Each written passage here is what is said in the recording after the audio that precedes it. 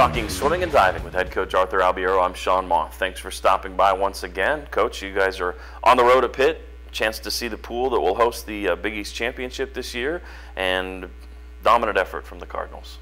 Well, thank you. That was priority one for us, is to really take in that environment, especially for our freshmen that hadn't experienced that, and really our sophomores.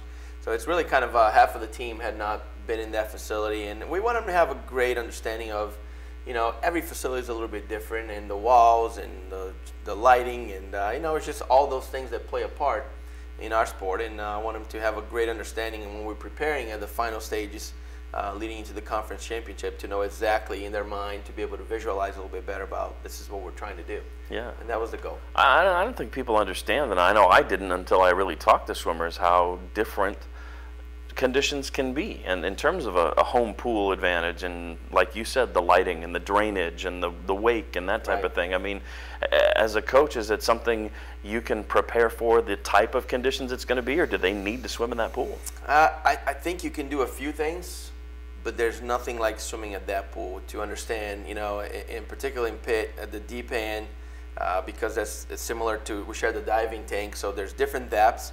And that just throws you off a little bit. If you're used to seeing the line at a certain depth, and all of a sudden, you know, it gets a lot deeper, it changes your perception. So you have to understand, and you have to figure out different markers to understand where the wall is, because your perception is, you know, at 18 feet is going to be a little bit different on your tee. So you got to know other things, and there's nothing like learning on the go.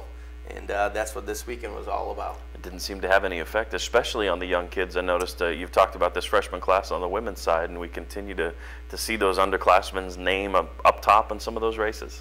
Well, and you know, I'm glad you noticed that, and I think these guys have certainly come to play, as we kind of joke around a little bit. You know, they come to make an impact, and that was a reason why I think they were ranked 7th in the country. And you know, granted, that's somebody's opinion. We certainly appreciate it, but I think they clearly have had an impact, you know, and I think a big part of this whole scenario for us is to create that, you know, again, try to mimic that environment of what we're trying to do when it counts the most. And every weekend, the goal is to raise the bar a little bit. So the things that we did at Xavier, we made some mistakes, we needed to address them and move forward to the next meet. And we swam pretty well against Tennessee, and, you know, disappointed with the outcome, but that was a valiant effort. I take that. Once I take the emotion out of it and I look at it logically, it was a good meet for us. Yeah. There's no such thing as a great loss in my mind, but we swam pretty tough and fell short. Yeah. Nothing wrong with that. And then really looking ahead, and then we stepped up this weekend. And you see the progression. Kids continue to move forward. We continue to train, and if anything, the training is getting a little bit higher level, a little bit harder, but also more specific. Sure. So that allows them, I think, an opportunity to be a little sharper in what we're trying to do. And we're trying to race. That's been the theme this year from the beginning. We're trying to race everything we do the same way we want to do it at the end of the season. Sure. And from a strategy standpoint, from a technique standpoint, and then that's my challenge for the group going into this week with a, you know, good home meet is we got to raise the bar again. And you know, certainly the opponent calls for that, but beyond that, it's still about us. You know, swimming is contested in your own lane, and that's really about us continuing to move forward in preparation for things to come. I know this is difficult to do. We talk every week how difficult it is with the number of kids you have on the team, but were there a few names that really stood out at Pitt that you might want to throw a mention to? Yeah, you know, I think you touched on it a little bit. I think Victoria Mitchell, freshman, really did a great job. You know, won the 200 back, which was, it's not a new event for her, but it's definitely a pretty respectable time at 2 the below. I thought that's quite impressed with that, and her versatility to be able to do a lot of different things, you know, in the 1,000. And I would say probably on the men's side, you know, Alex Birch, I think, really stepped up and won 3 events, you know, the 200 free, the 100 free, and the 200 IM. And as a junior with NCAA experience, you know, he performed that way and when we needed it. So I was proud of that. But, you know, overall, I think, you know, there's a number of people that continue to move that progression. And I think we'll be remiss if, I mean, Hannah Gadd won both boards again. You know, and granted, this is competition that she knows very well, but you know, and then those are obviously, that's a facility that she feels very comfortable, clearly. Yep. You know, and I don't think, and especially coming off the bus. And I say this, I don't want to take anything away, but you know, that added to the challenge somewhat by design to say, hey, we're going to go on the bus, we'll get off the bus, we're going to warm up and swim fast.